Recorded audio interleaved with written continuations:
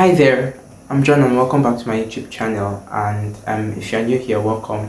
I'm John from Nigeria, and on this channel we review books, we talk about books, bookish things, book hauls, book reading wrap-ups, so on and so forth. And so I hope you enjoy your time here. And for today, I'm going to be doing my fall recommendations, books I think are great fall reads coming from things that I have read that I feel fits the fall vibe. But I just posted my fall, like what I intend to read for fall, a huge stack of about 15 or 16 books. So yeah, today I'll be sharing 10 books that I think are perfect reads for fall. Like, we don't have the season here, but I think I get like the general feel of what the season feels like from like films and from like the internet, and just seeing the both the leaves, the coziness, the comfort, the scarf. Yeah, that Taylor Swift clip that says "and scarves and hats," and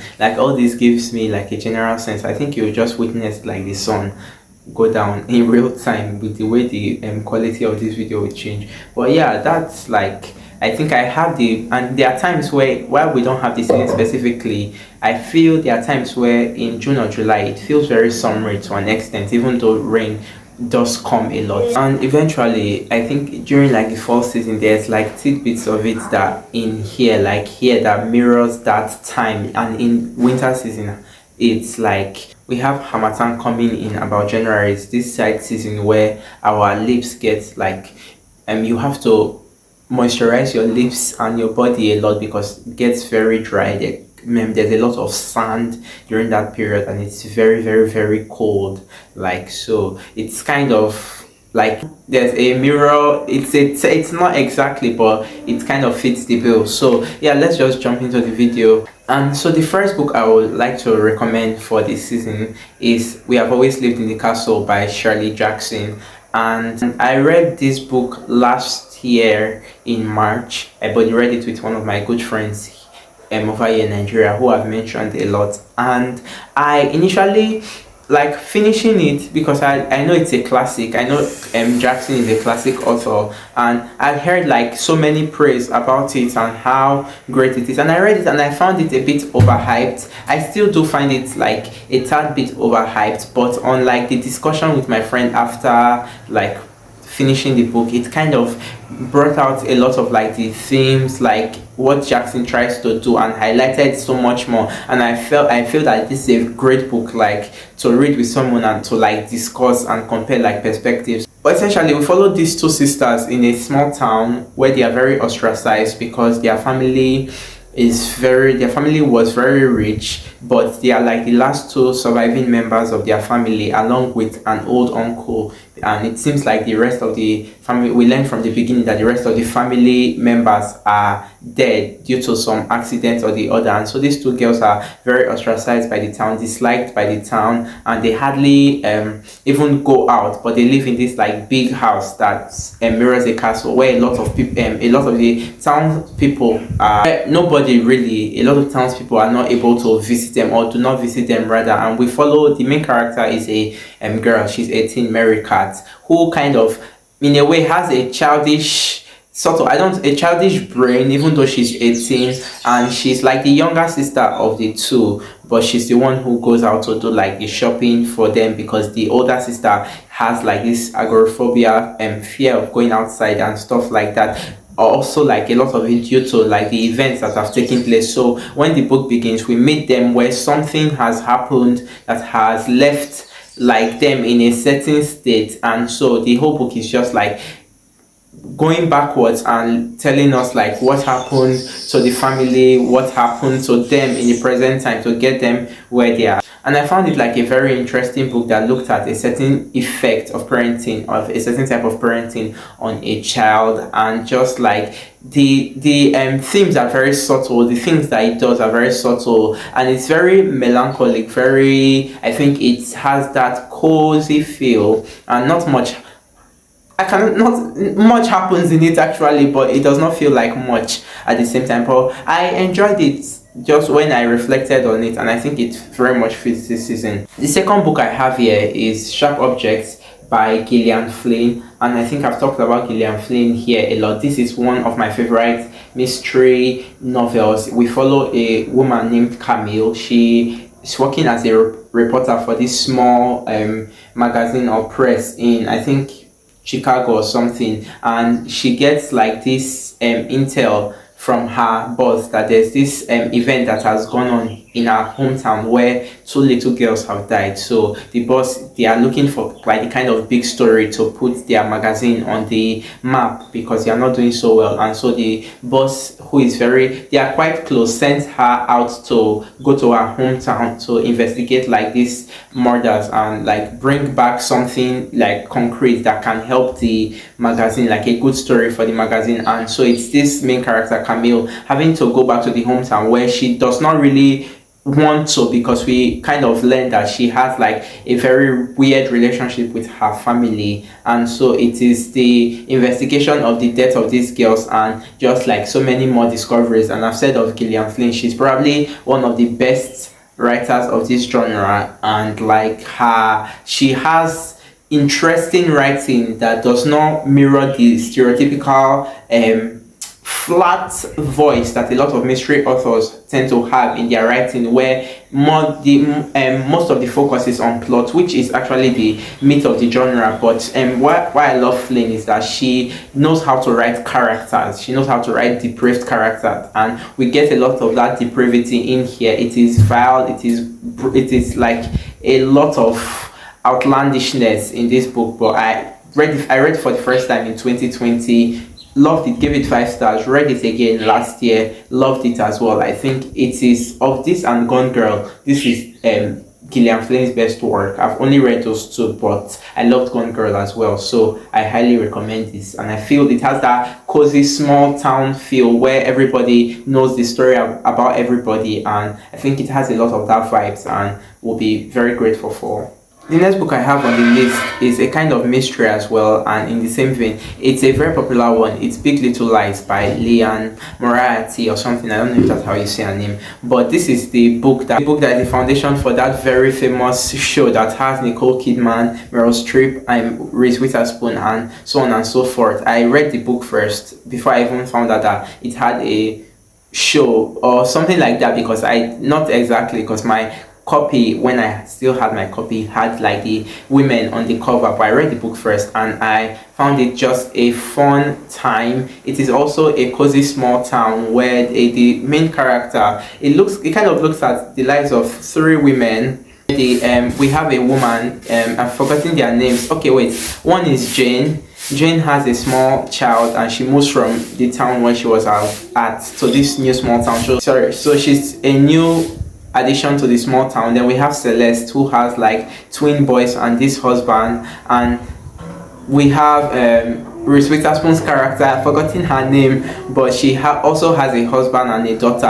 And so it's I think it has this story at the beginning where something happened, because all these women, their children go to the same school, and it's really a book with mothers who have children that goes to like the main school in that small town, and like it's very gossipy in the tone. It's like everybody wanting to be in everybody's business, and I read it like in 2021, so it has been a few years, so I cannot exactly remember tidbits about it, but I really liked it. I found it very cozy. I found like the gossip tone to it. I found it very interesting in the writing style also, and it just had like the plot just kept you going, and yeah, it was a great book. I watched the TV show as well and I liked it as well. So yeah, my 4th one, kind of on the nose a bit, but it's Autumn by Alice Smith, which I read earlier this year, and this is a book that follows it has like 2 storylines going on, but they kind of like intertwine with each other. So at the beginning we meet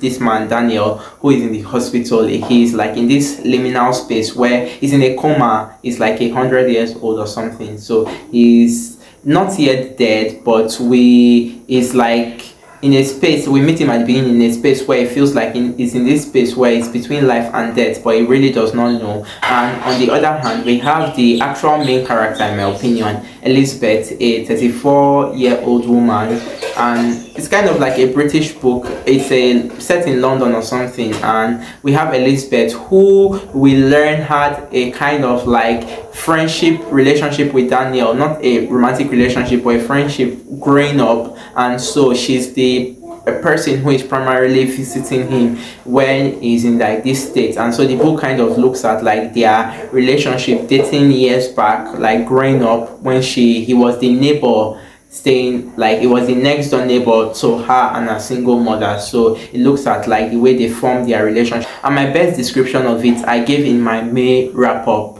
Yes, I finished it in May, and I said it's a book that looks at how you can fall in love with a person, not necessarily romantically, or really not necessarily a person, but you fall in love with their eye and how their eye changes your world. And it could be something you read, you fall in love with the eye of the writer who writes the book. And so it's Elizabeth who meets like this older man, because she meets him very young when he's already getting old, like in his 80s, and it's how this old man impacts her life so much that she's unable to forget him, and he still follows her into like her grown-up years, and like both memories, and it's how she goes back to seek him out when she has grown up, because he just changes her worldview when she's so young. And so I really liked how it examines that relationship, and this is like the most unique writing in terms of form I've read like this entire year and in a while, and I'm very intrigued to read the rest of the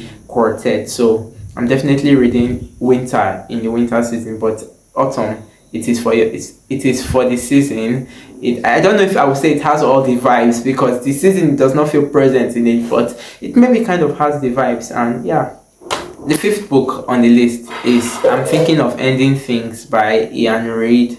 I read this in 2022. I had a physical copy. I was sent from the UK, but I have since sold it. And yes, but in terms of plot, it's not like I do not remember, but I do not know how to describe the novel. But we follow a woman who is going on this road trip with her boyfriend to visit like the boyfriend's parents. They are going to stay over at his place, so they are taking this long road trip to visit the boyfriend's parents. And there's a lot of like philosophical conversations that take place on like this road trip that I found very interesting.